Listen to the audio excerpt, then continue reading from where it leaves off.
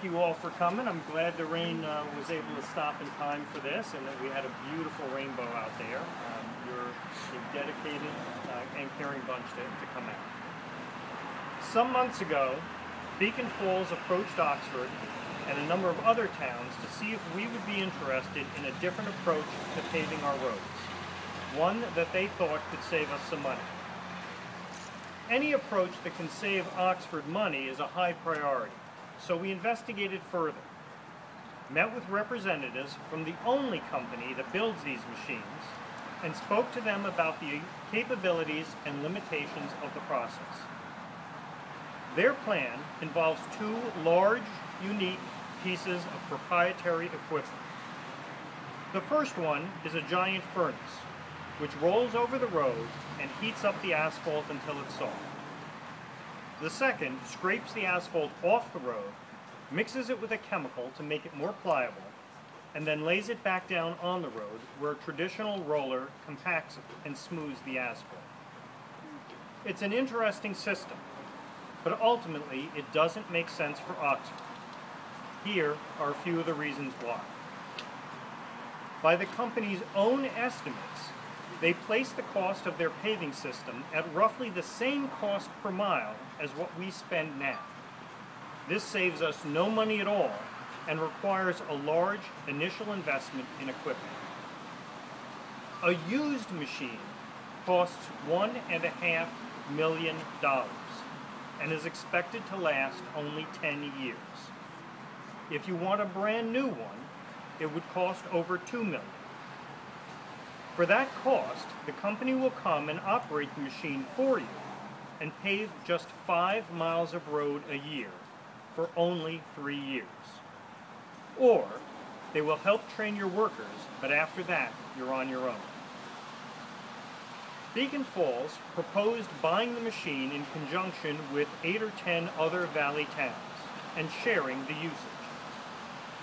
Sharing equipment and services with other small area towns is a smart, cost-effective thing to do, and I support the concept. On the other hand, scheduling around Connecticut's ever-changing weather alone would make it a potential logistical nightmare. Sure, officials may agree to create a schedule and put it in place. It might be practical on paper, but not in the real world. A stretch of bad weather or mechanical breakdown would mean towns wanting to change that schedule and wanting or needing the equipment at the very same time. In addition to this, there is the responsibility for repairs when the machine breaks down. Again, a plan could be put into place to share the cost. But when you are talking about a multi-million-dollar machine that right off the bat requires $6,000 in parts each year because they wear out, disagreements over responsibility for the fault and cost of breakdowns would quickly ruin the good relationships we have with our neighbor towns.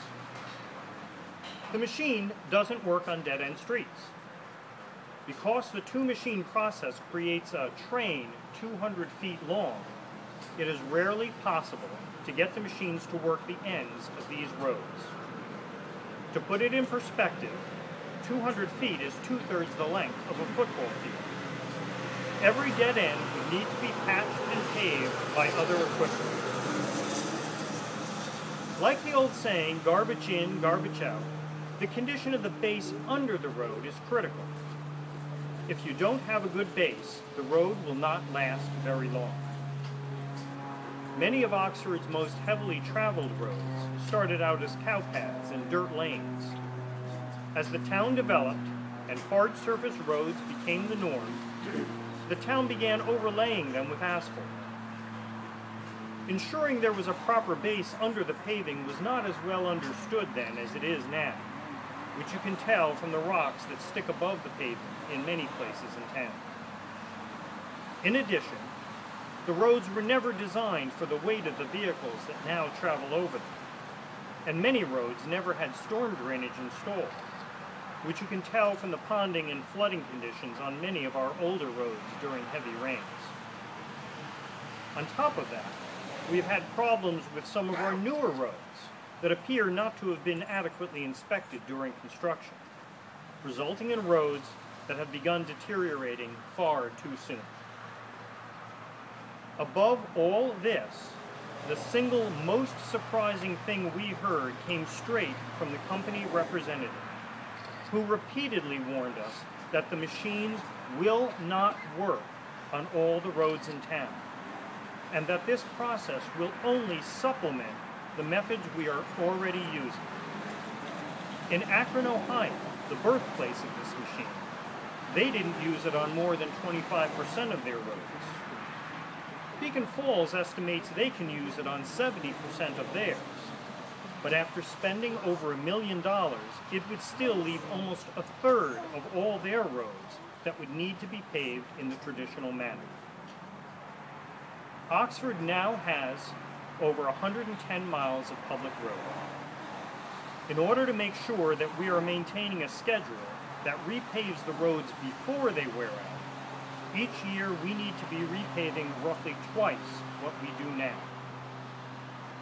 We will accomplish this by working with the town engineer and public works to survey all the roads in town, determine what corrections and drainage need to be installed, prioritize and prepare a comprehensive schedule and plan for all of Oxford's roads, and work with the Board of Finance to effect this plan in a manner that will not create an undue burden on our residents.